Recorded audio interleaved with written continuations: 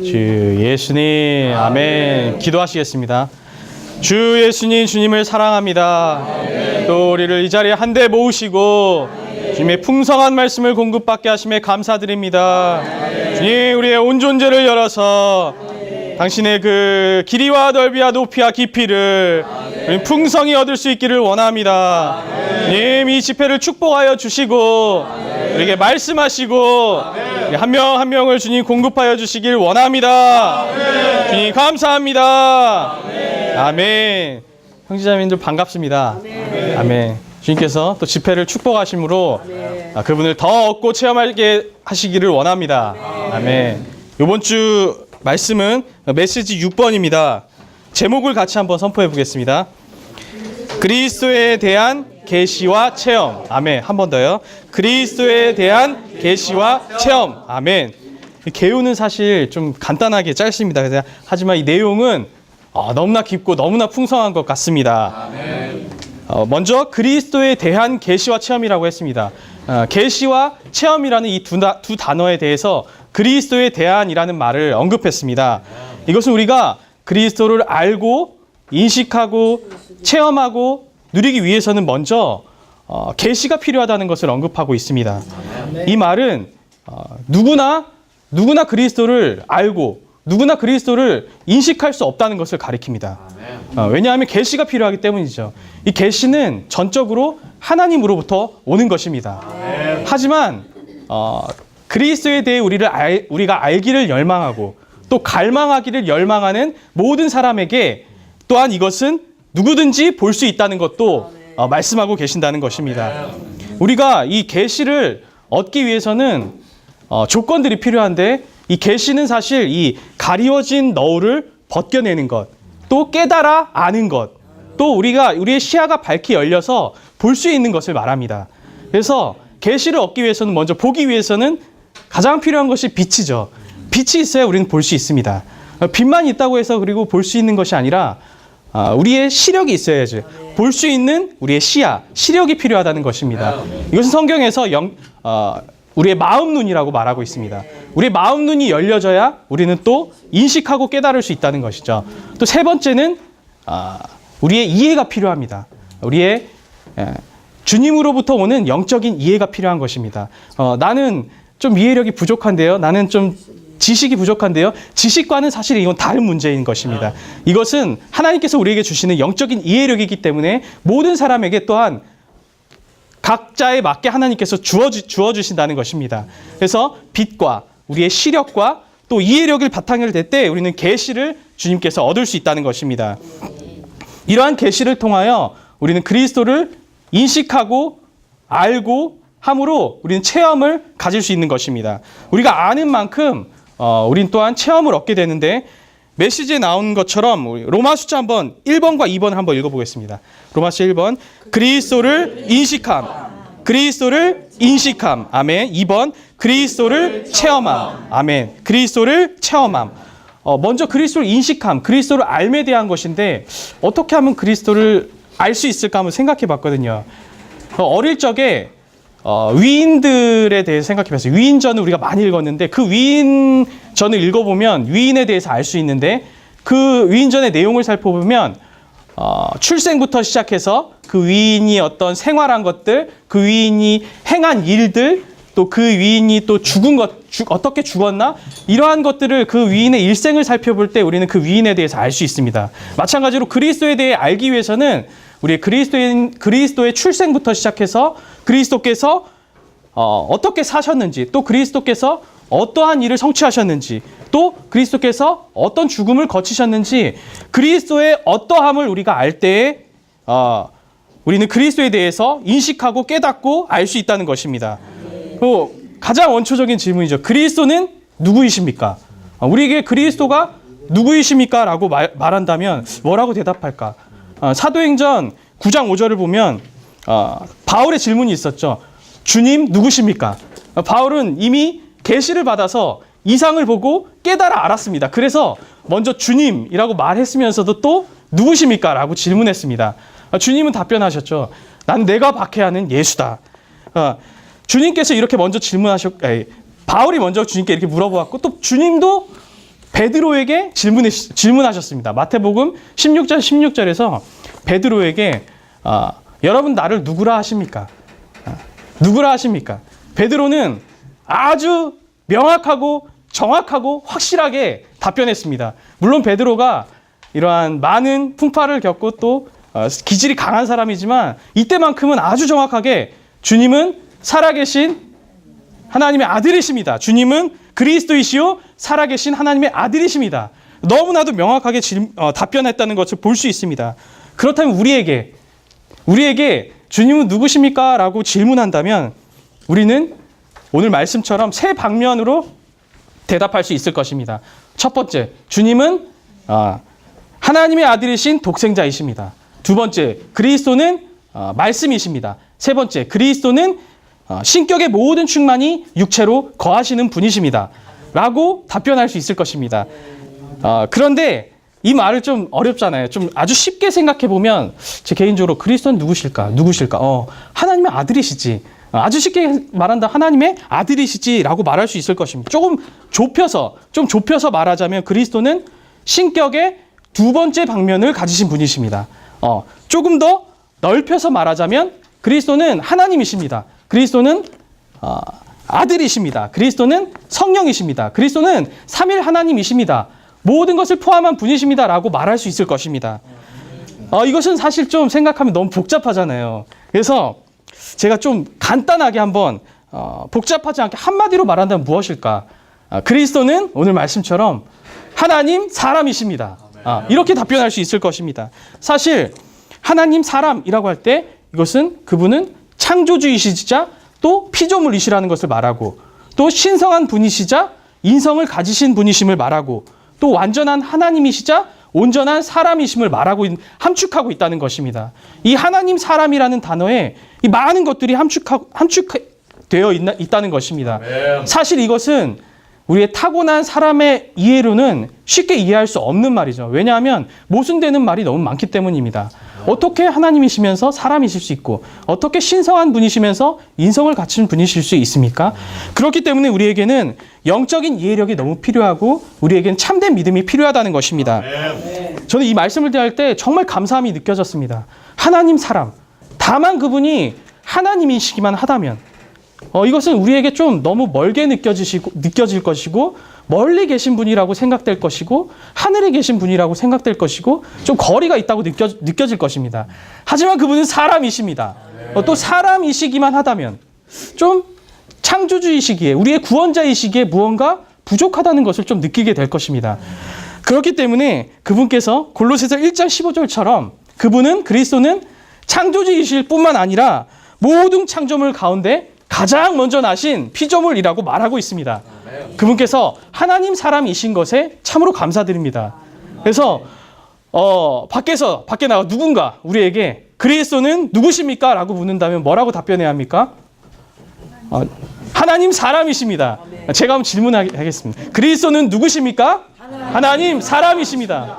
우리가 이 한 가지를 기억할 수 있기를 원합니다. 아주 간단해요. 그리스도는 하나님 사람이십니다. 이렇게 답변할 수 있기를 원합니다. 이제 누구신지 알았다면 그분이 행하신 일을 알아야겠죠. 그분은 어떤 일을 행하셨는가? 오늘 말씀에서처럼 9가지의 많은 일들을 행하셨습니다. 그분은 창조주로서 만물을 창조하셨고 두 번째로 육체가 되셨고 세 번째로 십자가에 못 박혀 죽으셨고 네 번째로 부활하셨고 다섯 번째로 승천하셨고 여섯 번째로 승천하셔서 가만히 하늘에 위치해 계신 것이 아니라 하늘에서 많은 하늘의 일들을 수행하고 계시고 일곱 번째로 다시 오시고 여덟 번째로 천년왕국을 세우시고 아홉 번째로 새 예루살렘을 완결하시고 이 한 항목이 사실은 한 메시지가 되어야 하거든요. 새 예루살렘과 천년왕국은 뭐가 다릅니까? 또 하늘에서는 사역을 하신다는데 어떤 사역을 수행하십니까? 또 그분은 부활하셨는데 어디로 부활하셨습니까? 또 그분은 십자가에 못 박혀 죽으셨는데 그분 혼자 달리셨습니까? 모든 죄를 짊어지고 가셨습니까?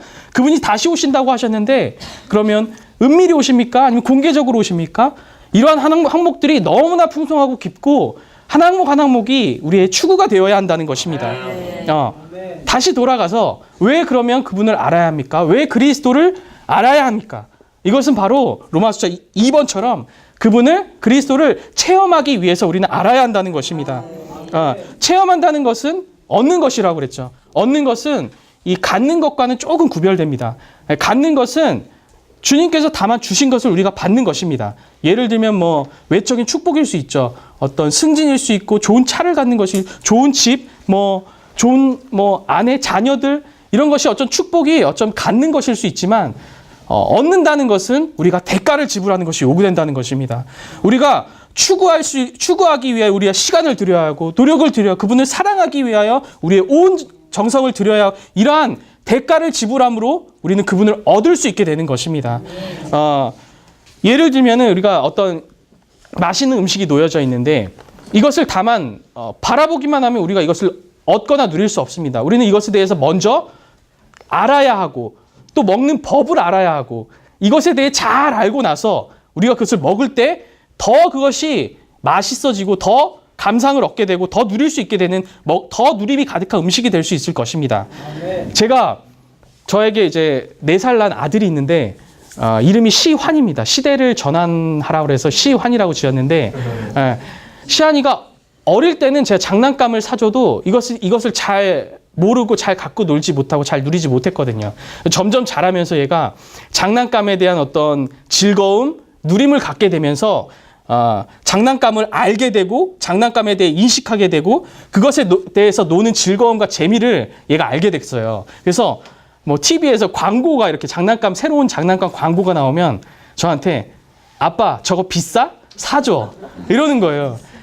장난감이 재밌고 이것을 알기 때문에 저것을 얻으려고 얘가 추구하고 분투한다는 거예요. 얻으려고 저한테 말을 잘 듣기도 하고 때로는 그것을 얻고 싶어서 막 떼쓰기도 하고 울기도 하고 그것을 얻으려고 자기가 할 수 있는 모든 방법을 동원해가지고 그걸 얻으려고 한다는 것이죠.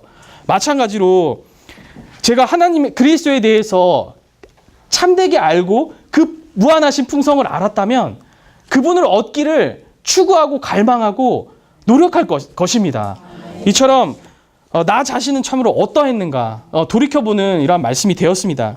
바울과 같이 바울은 이러한 풍성을 참 표현하기가 말로 표현하기가 어려워서 깊이와 길이와 높이와 길이, 이것은 사방으로 미치는 것이거든요. 이것은 말로 표현할 수 없는 무한한 풍성하심을 가리킨다는 것입니다. 그래서 표대를 향해 분투하며 나갔다는 것이죠.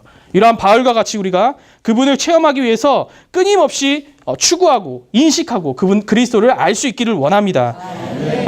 그래서 간단히 4가지 분명한 알을 제시하고 있습니다. 첫 번째가 그리스도는 하나님 사람이시다. 두 번째는 그분은 신성과 인성을 소유하신 분이다. 세 번째는 그리스도는 인성 안에서 법리적인 구속을 이루셨다. 네 번째는 신성 안에서 그분은 유기적인 구원을 수행하고 계신다. 이것이 4가지 알미입니다. 우리가 이렇게 알 때, 이렇게 우리가 그분을 인식할 때 우리는 그분께서는 생명 주시는 영으로서 우리 안으로 들어오실 것입니다. 그래서 우리의 참된 체험과 우리의 누림이 되실 수 있을 것입니다. 그래서 우리는 다만 우리가 또 하는 것이 필요하죠. 어떻게 하는 것이 필요하냐? 우리의 마음 문을 여는 것이 필요합니다. 우리의 마음에 각 방들이 있지 않습니까? 이 방들에 그분이 들어와서 거처를 정하실 수 있도록 그분께 내어드리는 것이 필요합니다. 우리의 각 방에 어떤 것들이 차지하고 있는가? 그리스도 외에 다른 것들이 차지하고 있지는 않는가? 우리의 사업들, 우리의 자녀들, 심지어 우리의 건강이 우리의 주된 관심이 되고 우리의 각 방을 차지하고 있지 않은가 돌이켜보아야 한다는 것입니다. 우리는 우리의 마음의 방의 주인이신 그분께 이 방을 내어드려야 한다는 것입니다. 심지어 이렇게 말해야 된답니다. 계약 기간이 끝났으니 다른 모든 것들, 주님 외에 다른 모든 것들 내 방에서 나가라. 우리는 이렇게 선포할 수 있어야 합니다. 다른 모든 것들은 쫓아내야 할 필요가 있다는 것입니다. 어떻게 쫓아냅니까? 어떻게 쫓아낼까요? 오, 주 예수님, 우리에게 놀라운 이러한 주님의 이름이 있습니다. 오, 주 예수님 하면서 우리의 영의 스위치를 켜야 한다는 것입니다. 주님의 이름을 부름으로 우리는 스위치를 켤 때 그분은 우리의 영 안으로 들어오시고 우리의 생각을 통하여 우리의 혼을 점유하시고 또 우리의 죽을 몸에까지 그분의 영원한 생명을 불어 넣으신다는 것입니다. 그래서 이것이 영의 거듭남, 혼의 변화 그리고 몸의 변형이라는 단어를 사용해서 표현하고 있다는 것입니다. 주 예수님이 이러한 계시를 통하여 우리가 그분을 합당히 인식하고 또 그분을 추구하고 그분을 얻음으로 참되게 체험할 수 있기를 원합니다. 아멘. 안녕하세요. 반갑습니다. 아멘. 오늘 복꽃이 오늘 거의 마지막 만발하는 타이밍인데 꽃구경을 좀 하고 오셨나요? 아멘. 제가 왜 얘기를 잠깐 했냐면은 그리스도는 창조주라고 하셨는데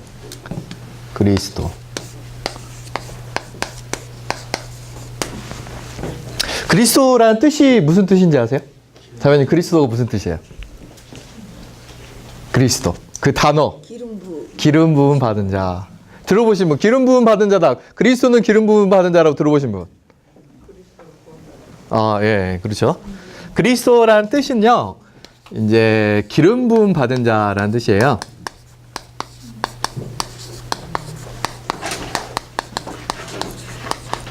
라는 뜻인데, 그러니까 구약의 시대를 보면은 구약 시대 때 제사장들은 무슨 일을 하기 전에 다 기름 부음을 받았어야 됐어요. 그렇지 않으면은 할 수가 없어요. 다른 일들을 했다가는 하나님의 성소를 더럽히는 결과를 낳기 때문에 모든 제사장들은 기름을 발라야 돼요. 발라야지 성소에서 일어나는 많은 일들을 할 수가 있었거든요.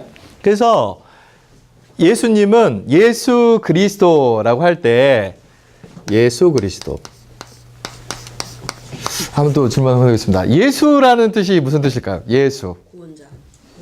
자매님 너무 잘하죠? 예수라는 말은 예, 여호와 구원자라는 뜻이에요.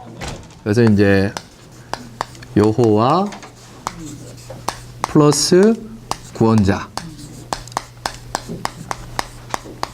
그러니까 이제 예수라는 뜻인데, 그러니까 여호와는 구약의 이제 하나님 이름이었죠. 그래서 나는 무엇이다 라는 뜻이잖아요. 그래서 나는 구원자이다 라는 뜻이 예수님이라는 이름의 뜻이에요. 그래서 예수님을 우리가 부를 때는 그분이 우리의 구원이다 라고 이제 생각하는 것이죠.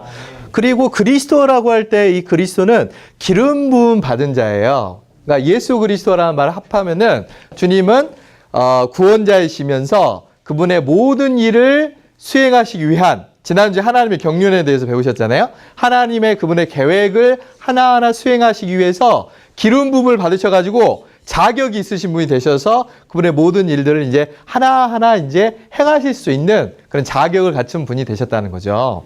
그것이 이제 예수 그리스도라는 뜻인데, 이게 이제 사전적인 의미고요. 우리는 이제 종종 예수님이라는 이 말과 그리스도라는 이 말을 이렇게 상호적으로 이제 바꿔서 이야기할 때도 있습니다. 예수님 혹은 그리스도, 우리는 어떤 예수님의 인격, 예수님의 사역 이렇게 이야기를 하기도 하고, 그리스도의 인격 혹은 그리스도의 일 뭐 이렇게 바꿔서 쓸 때도 있습니다. 그렇지만 이제 기본적으로는 예수님과 그리스도는 이런 그 뜻이 있는 것이죠. 그래서 그 기독교는 있잖아요. 기독이라는 말이 사실은 그 풀었으면 그리스도교라는 뜻인데요. 이 기독교는 그냥 종교적으로만 기독교면은 별 의미가 없어요. 그냥 나 좋은 예전에 그 우리 어르신들이 그냥 복을 받기 위해서 이렇게 열심히 이렇게 공양하고 그냥 좋은 삶을 살기 위한 그런 마음의 평안과 행복과 좋은 일들이 일어나기 위해서 내가 교회 다닌다. 그러면은 절에 다니는 거랑 뭐 별반 다른 게 없는 거예요. 다 똑같습니다. 그렇지만 그리고 또 좀 더 전진해가지고 그래, 예수님이 나의 모든 죄를 구원하셨어. 예수님은 나의 구원자이시야. 라고 정도 인식하면은 조금 뭐 그 전 거보다는 좀 더 나은 거긴 하지만 그래도 그냥 예수님은 나의 구원자라고 그냥 끝나버리는 거예요. 그냥 예수님은 나의 구원자이시고 저기 계시고 나는 이제 얘기 됐으니까 나는 이제 구원 받았으니까 내 할 일 잘해야 되겠다 라고 하면은 뭐 전보다는 좀 낫긴 하지만 여전히 종교적인 어떤 수준에 좀 있는 것이죠. 그러나 우리가 말하는 그 기독교는 뭐냐면은 우리가 다 주님을 다 만나셨잖아요. 주님을 한번 딱 만나게 되면은 그분께 우리는 매혹이 돼요. 매혹이 되고 그분을 사랑하게 되고 그 인격에 의해서 완전히 사로잡히게 됩니다. 그렇기 때문에 그분에 대해서 알고 싶어하는 마음이 생기게 되는 거예요. 예를 들어서 이제 저도 이제 결혼을 했는데 이제 자매를 딱 처음 딱 만났거든요. 만나고 나니까 이렇게 딱 사로잡혔잖아요. 그러니까 어떤 마음이 드냐면 자매에 대해서 알고 싶은 거예요. 아, 이 사람 어떤 사람일까? 어떻게 해서 자랐을까? 그래서 어떤 거 볼 때가 제일 재밌냐면 이 자매 옛날 사진 볼 때 중고등학교 때 사진 보면은 그렇게 참 좋아요. 아, 이런 시절이 있었구나, 이 사람은. 그거 되게 좋거든요.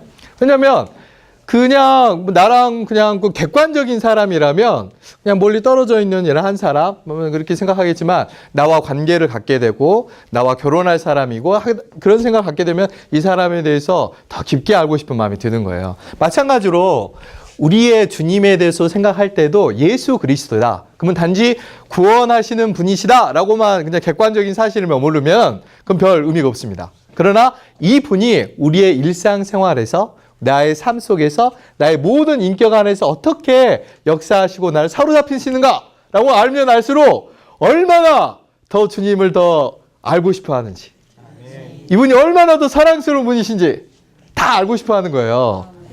그래서 오늘 그 예수님에 대해서 첫 번째 이야기할 때 이제 이 분은 뭐라고 그러셨습니까? 예수님에 대해서 첫 번째 그분은 하나님의 아들이시며 또한 하나님이시다. 첫 번째는 이분은 하나님의 아들이시죠. 아들이시면서 또 하나님이셔요.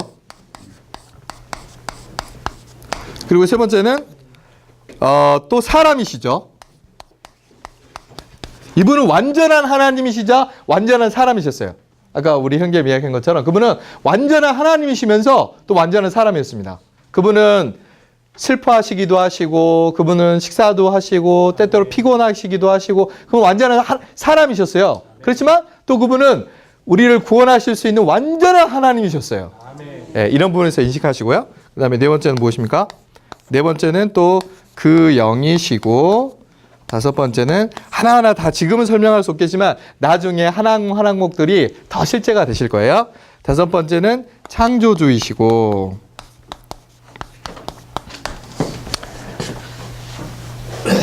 이 한 항목들을 이 사랑 형제님들이 나중에 곱씹어서 생각해 보면 얼마나 이분이 놀라운 분인가 알게 돼요. 아, 그냥 그분은 하나님의 아들이시구나. 아, 그분은 하나님이시구나. 이렇게 생각하면 별 의미가 없고요. 주 예수님, 주님은 저의 하나님이시군요. 주님은 모든 것을 저를 위해서 결정하시는 전지전능하신 하나님이십니다. 라고 생각만 해도 내가 아는 이 분이 얼마나 위대한 분이신지 얼마나 가슴이 벅찬지 몰라요. 또 그분은 사람이 이번에 지금 저희들이 성경 1년 동안 지금 누가복음 쭉 읽고 계시잖아요. 누가복음에 보면은 그분이 얼마나 사람이셨는지. 그분은 누가복음에서는 특별히 그 외아들과 또 외동딸이 뭔가 그 사람에 의해서 죽었거든요. 그때 주님이 얼마나 슬퍼하셨는지 몰라요. 연민의 정이 가득하셔갖고 그런 사람, 그런 과부들을 생각할 때 굉장히 특별히 돌보셨습니다. 그분은 완전한 사람이셨어요. 아멘. 그분은 또 그 영이시고 이따 설명하겠습니다. 그분은 또 창조주이셔요. 그분은 제가 아까 복권 이야기 했잖아요. 제가 왜 복권 이야기를 했냐면 복권만 봐도 야 색깔이 다 달라요. 복권만 봐도 얼마나 이게 오밀조밀한지 제가 이제 그 대학교 때 생물학을 배웠는데 생물학에서 이제 뭘 배웠냐면은 그 세포에 대해서 배웠어요. 세포에 대해서. 세포가 있는데 그 동물 세포하고 다르게 식물 세포는 끝에 세포벽이 있잖아요. 세포막과 세포벽이 있는데 한 학기 동안 배우는데 뭘 배웠냐? 이 세포벽만 배우는데도 한 학기를 다 보냈어요. 그래도 다 못 배워. 얼마나 깊이 들어가면 들어갈수록 정밀하고 섬세하고 보면 볼수록 그 저희 담임 교수님이 하나님을 믿으셨는 분인지 안 믿으셨는지 모르겠는데 야 너희들 이것만 봐도 정말 이 창조주가 있다고 생각되지 않냐? 이렇게 말할 정도로 얼마나 놀라운 세상인지 몰라요. 아마 복꽃을 연구하시는 분은 평생을 다 연구해도 복꽃에 대해서 모를 거야 아마. 그 정도로 우리의 하나님은 놀라우신 창조주 하나님이십니다. 아멘. 할렐루야. 아멘. 여러분 형제자매들이 영접하셨던 그 하나님은 이런 하나님이셔요. 아멘. 그리고 창조주이시고 또 뭡니까? 그 다음에 여섯 번째는 창조물 가운데 가장 먼저 나신 분. 이런 분이시고요. 이제 이런 분이 이제 하셨던 이게 이제 그 인격에 관련된 것이라면 이분이 이제 하신 일이 있겠죠. 이제 그리스도로서 그분은 일을 하셨는데 어떤 일을 하셨습니까? 첫 번째는 이제 만물을 창조하셨죠. 창조하셨고 그리고 육체가 되셨죠. 하나님이셨던 그분이 임마누엘이 되셔가지고 이 땅에 오신 거예요. 2000년 전에 하나님이셨던 그분이 이 땅에 오셔가지고 사람들 가운데 거하시는 그런 분이 되셨어요. 사람과 대화를 나누고 사람과 이야기를 하고 사람과 손을 잡고 놀라운 일이 그 전에는 하나님은 그냥 하나님이시고 사람은 사람이었어요. 하나님은 하늘에 계셨어요. 그러나 예수님이 그리스도께서 이 땅에 오실 때 그분은 완전한 하나님 사람으로 이 땅에 오셔가지고 사람과 대화할 수 있는 놀라운 그런 존재가 되셨습니다. 아멘. 생각하면 생각할수록 얼마나 기묘한 일인지 모르겠어요. 세상에 하나님이셨던 분이 우리 가운데 함께 거하셔가지고 이렇게 대화를 할 수 있다니. 아멘. 이렇게 우리와 뭔가 나눌 수 있는 분이 되셨다니. 이건 너무나 기묘한 것입니다. 아멘. 그리고 그분이 이제 십자가에서 이제 못 박혀 죽으셨죠. 그래서 십자가에서 못 박혀 죽으셨을 때 피와 물이 그분에게 흘러나왔어요. 피는 우리를 위한 구속을 상징하고 물은 우리를 위한 생명이 되신 걸 상징하죠. 아멘. 십자가 못 박혀 죽으셨고 그 다음에 이제 어떻게 되십니까? 부활하셨죠. 부활하셨고 그 다음에 승천하셨고 여기까지는 대부분들 다 잘들 아시죠? 이거는 하도 많이 들어가지고 육체가 되시고 십자가 부활하시고 승천하셔서 여기까지는 다 합니다. 그리고는 이제 무슨 일을 하시냐면 이제 하늘에서의 사역.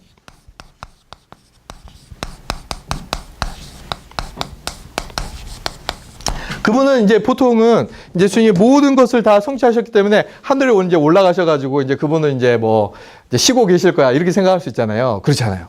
스데반이 보았을 때 주님은 하나님의 보좌 우편에 서 계셨어요. 그러면 그 정도로 하늘에 심지어 33년 반 동안 그분이 이 땅에서의 사역하셨을 때보다 더 많이 그분은 더 부담을 가지시고 더 많은 일들을 현재 하늘에서 주님은 사역하시면서 운행하고 계십니다. 그분은 더 바쁘신 분이 되셨어요. 그리고 이제 그분은 이제 다시 오시겠죠. 다시 오심. 그리고 이제 왕국을 세우시겠죠. 나중에 또 이런 부분을 설명할 기회가 있을 것입니다. 그리고 이제 새 예루살렘.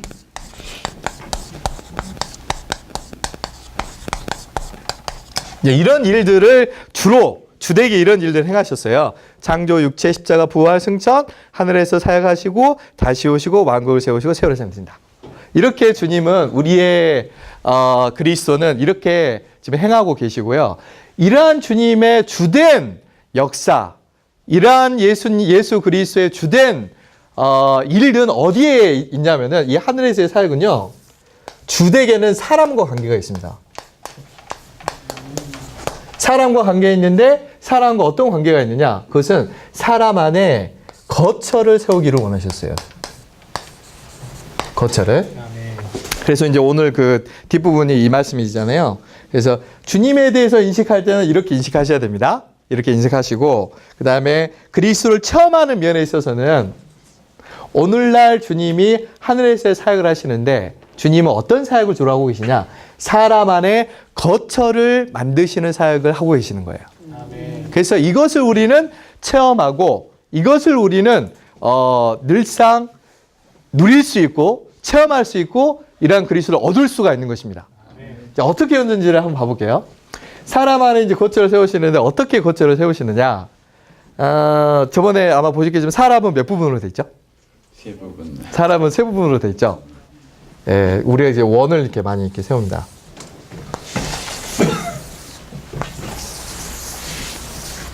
가장 깊은 곳에는 영이 있죠. 그리고 두 번째는 혼이 있고 세 번째는 이렇게 몸이 있습니다. 그래서 우리가 거듭날 때 이 사람의 영에 예수님은 부활하신 후에 생명 주시는 영이 되셨잖아요. 이 영이신 주님이 사람의 영 안에 들어오신 거예요. 이렇게 영 안에 들어오셨습니다. 그럼 어떻게 할 수 있을까요? 우리 안에 영이 들어왔는지 어떻게 할 수 있을까요? 먼저는요, 어떤 형님이 저한테 그렇게 질문하셨는데, 사람에게 영이 있는지 어떻게 하냐? 이렇게 물어보셨어요. 어떻게 할까요? 저에게 영이 있습니다. 라고 말해도 어떻게 할 수 있을까요? 먼저 사람의 영은 이제 한 면에서 이렇게 이야기를 해볼게요. 사람의 영은 일종의 기관과 같습니다. 기관이라 그래가지고 무슨 뭐 이렇게 뭐 이런 뭐 물건이다 이렇게 생각하시면 안 되고, 우리도 이 사람의 몸에는 기관이라는 게 있잖아요. 기관에는 그 기능들이 있는 것이거든요. 근데 기능이라는 이 기관과 사람을 따로 분리되어서 생각하지는 않아요. 그렇지만 기관적인 면, 기능적인 면에서 잠깐 설명하자면, 영에는 세 가지 기능이 있습니다. 혹시 아시나요?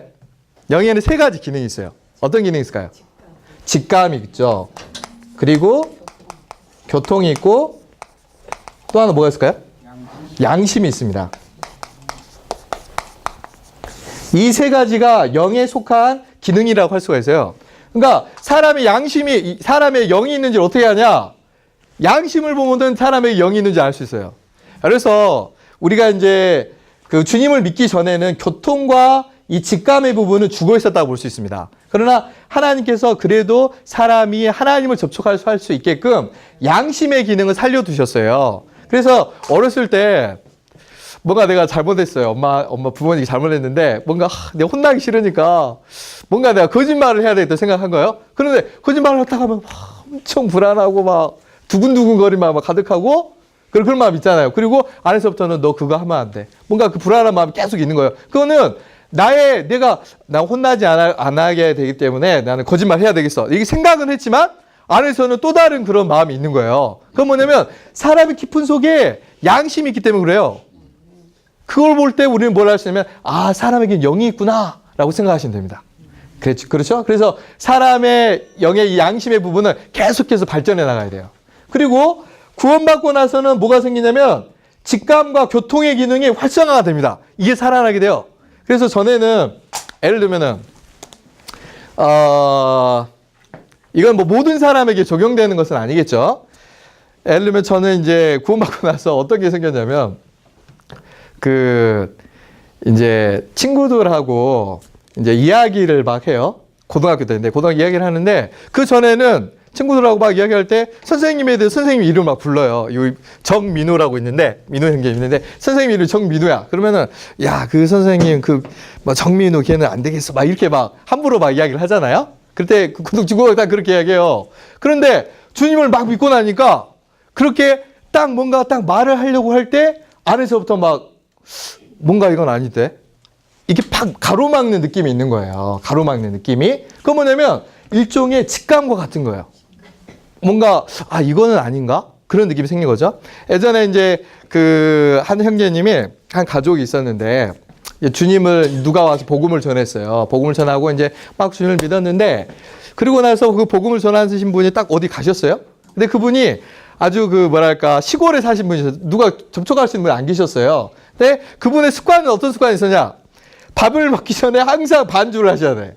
반주를 한 잔 딱 하고 밥을 먹어야지 이게 소화가 잘 되신 분이었어요. 그런데 주님을 믿고 나니까 밥을 딱 믿고 나는데 누가 말을 안 했는데 딱 반주를 하려고 딱 이렇게 손을 딱 가니까 왠지 뭔가 약간 느낌이 안 좋은 거죠. 이게 죄는 아니잖아요. 죄는 아닌데 이상하네. 왜 이게 손이 잘 안 갈까? 막 이런 생각이 자꾸 드는 거예요. 그래서 한 6개월 동안 그걸 안 마시게 되셨다는 거예요. 나중에 다른 분, 이제 복음을 전하셨던 분이 오셔가지고 이야기를 하다가 그분이 그런 이야기를 했어요. 이상하게 전에는 뭐 마실 저녁 괴롭힘이 없었는데 주님을 믿고 나니까 이게 탁 할 때 뭔가 느낌이 좀 안 좋았어요. 하니까 그 복음을 전했던 분이 그게 바로 영 안에 있는 직감이라는 것입니다. 이렇게 얘기를 해줬다는 거예요. 그래서 우리가 뭔가를 할 때 뭔가 막는 느낌이 생긴 것은 우리 안에 영의 기능 중에 직감의 기능이 활성화가 된 거예요. 그렇기 때문에 우리는 사람 안에 영이 있다는 걸 알 수가 있죠. 그리고 교통은 뭐냐? 기도할 때, 형제자매들 기도할 때 뭔가 전에하고 다르게 뭔가 주님과 내가 대화하고 있는 깊은 느낌을 갖게 됩니다. 아, 이분이 하나님이시구나. 또 나의 기도를 주님이 듣고 계시는구나. 또 주님이 나에게 뭔가 말씀하고 계시는 그런 느낌이 이렇게 드는 거예요. 그걸 생각할 때 주님이 우리 안에 영 안에 오셨구나 라는 걸 알 수가 있어요. 근데 주님은 절대 영 안에만 있기를 원치 않으십니다. 어디까지 확장되길 원하시면 우리 혼의 부분에까지 확장되기를 정말 원하세요. 그렇다면 우리 한번 또 봐볼까요? 이 영의 기능이 세 가지가 있는 것처럼 혼에도 세 가지 기능이 있습니다. 혼의 세 가지 기능이 뭘까요? 생각이 있죠. 그리고 두 번째 감정이 있고요. 세 번째는 의지가 있죠. 이 세 부분들 안으로 주님은 막 확대되기를 원하세요. 그래서 주님은 거처를 영 안에 거처를 선물하셨을 뿐만 아니라 우리 혼 안에까지 막 거처를 막 확장하고 싶어 하셔요. 그 정도로 우리 하나님은 우리 예수 그리스도께서는 우리를 얻고 싶어 하셔요. 나는 너와 동떨어져 있는 사람으로 있기를 원치 않는다. 나는 너와 더 깊은 곳에까지 더 들어가고 싶다. 너의 생각 가운데 내가 들어가고 싶다. 때때로 우리의 생각은 예수님의 생각과 다릅니다. 때때로 우리 생각은 여기에 있지만 앉아있지만 갑자기 집안에 있는 일들이 생각날 수 있고 내 친구 일들이 생각날 수가 있고 내 애가 지금 뭐하고 있나 생각날 수가 있고 어제 봤던 드라마가 생각날 수가 있고 막 여러 가지 막 생각들이 막 왔다 갔다 할 수 있어요. 그러나 그 생각 안에 주님은 더 들어오기를 원하세요. 너는 지금 무슨 생각하고 있냐? 너는 더 나를 누리는 생각을 해야 되지 않겠느냐? 너는 더 이러한 부분에 대해서 나에 대해서 더 알고 싶어 하지 않느냐? 이 생각 안으로 더 깊게 들어오기를 원하세요. 그리고 또 이 감정 안으로 들어오기를 원하십니다. 감정 안으로 들어오셔가지고 너는 나와 함께 어떨 때는요. 특히 이제 자매님들은 특히 이제 제 딸을 보면 얼마나 그렇게 눈물을 잘 흘리는지 내가 볼 때는 이게 울 상황이 아닌데 울어요. 그 뭐냐면 이 감정적인 면에서 약간 변화가 아직 안 된 거예요. 그러나 주님이 오실 때는 우리 안에 들어오시면은 주님이 웃으실 때 저도 웃을 수가 있고 어쩔 때는 주님이 울고 싶을 때 저도 울 수가 있어요. 가장 좋은 예로는 요셉이 있습니다. 요셉은 정말 통제받은 사람이었어요. 요셉은 정말 구약 시대의 사람이었지만 신약 시대로 표현하자면 그의 감정 안에 하나님이 완전히 들어간 사람이에요. 그렇기 때문에 몇십 년간 떨어져 있었던 형제들을 만났을 때 안에서 얼마나 울컥한 마음이 가득했겠어요. 성경은 그렇게 있거든요. 그러나 그건 참을 수 있는 사람이었어요. 그러다 딱 때가 됐을 때 딱 이렇게 그의 감정이 표출되고 정확하게 나오는 사람이 될 수가 있었거든요. 그래서 모든 그 감정 안에 들어가길 원하시고 주님은 또 우리의 의지 안에까지 이렇게 들어오기를 원하십니다. 어쩔 때 주님은 너 이제 TV 좀 그만 꺼라. 나랑 같이 이 말씀을 좀 봐야 되지 않겠느냐 이렇게 말씀할 때가 있거든요. 그럴 때는 주님이 우리의 의지가 우리의 의지로 주님이 들어오셔가지고 리모컨을 다 꺼야 되는데 이게 끌 의지가 안 되는 거예요. 그건 뭐냐면은 우리의 의지 안에까지 주님이 거처를 아직 못 삼으신 거예요. 그렇게까지 주님이 우리의 생각과 우리의 감정과 우리의 의지 안에까지 주님이 들어오시면 주님이 우리의 거처가 많이 이렇게 확장이 되는 겁니다. 전에는 이 자녀를 생각할 때 걱정이 되는 거예요. 얘가 학교 생활을 잘하고 있을 것인가? 또 뭐 무슨 일 하고 막 이게 걱정투성이었는데 주님이 우리 생각 안으로 딱 들어오게 되면은 주님이 나의 보호자이시고 주님이 우리 자녀의 인도자이시구나. 나는 이런 것들에 대해서 염려하는 것이 아니라 나는 오히려 기도해야 되겠다. 왜냐하면 예수님이 나의 구원자이시기 때문이다. 구원자이시잖아요. 그렇게 되면 어떻게 되겠습니까? 우리 생각 안으로 주님이 점점 좀 침체로 들어오신 거예요. 할렐루야! 그렇게 되면 우리는 주님에 대해서 훨씬 더 많이 알게 되는 것입니다. 그래서 주님의 이름을 많이 부르세요. 주 예수님 이렇게 부를 때 그분이 구원자가 되셔가지고 우리의 생각과 감정과 의지 안으로 이렇게 막 들어오실 수가 있습니다. 자, 마지막으로 간증 하나 해드릴게요. 제가 지금도 잊혀지지 않는 간증인데요. 대학교 1학년 때 어디 특별 집회를 가기 위해서 봉고차였는데 그때 봉고차 맨 뒤에 이렇게 앉았어요. 앉아서 있는데 굉장히 사념이 많이 들어왔어요. 막 여러 가지 복잡한 생각들이 막 들어오고 집안의 일들, 부모님의 일들 막 걱정이 되게 많이 되더라고요. 하는데 주 예수님, 주 예수님 이렇게 부를 때 정말 예수님은 여호와 구원자이시구나 라는 느낌이 저한테 너무너무 가득했어요. 제 생각 안으로 주님이 완전히 들어오셔가지고 제 생각 안에서 거처를 삼으신 거예요.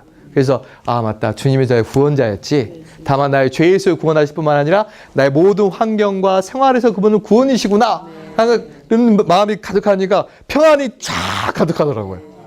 그래서 우리는 주님이 이러한 인격을 가지신 분이고 이러한 일을 하시면서 오늘날 그분은 우리 안에서 이러한 거처를 삼으시려고 하는 일들을 하고 계시는구나 면에서 분명한 인식을 가지시고 이러한 그리스도가 우리의 그리스도이다. 그리고 이러한 그리스도를 알기 위해서 정말 갈망을 가지고 이러한 분을 조금씩 계속해서 추구할 수 있기를 원합니다. 그래서 우리의 온 일생을 들여도요, 이분을 다 알 수가 없어요. 그러니까 우리의 시간들 정말 아끼셔가지고 이러한 분을 알기를 정말 추구할 수 있기를 원합니다. 아멘.